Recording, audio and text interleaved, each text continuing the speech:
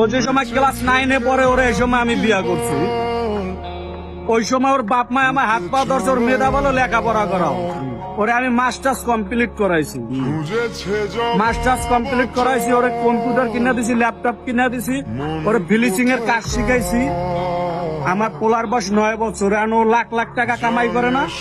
ও আমার টাকা পয়সা অর্থ সম্পদ কম্পিউটার জিমে যা আছিল নগদ ক্যাশ 1,80,000 টাকা নিয়ে 8 মাসের 18 তারিখ ও চলে গেছে একটা ছেলের সাথে, একটা ছেলের সাথে বাইকে গেছে।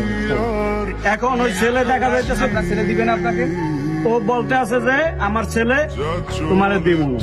আমি কে দেবো না, ঠিক আছে তার ছেলে যাইব। ছেলের সাথে দেখা করায় না আমার 2 মাস ধরে। আমি পরে মামলা দিছি আর আমারে ঠেরেক দেয় কি তোমার নামে মামলা করবো তুমি আমার নাম মামলা টামলা করবো না। এখন আমার ও দেখা যাচ্ছে আমার না বললে চলে গেছে, আমার মামলা দিতে হইব না।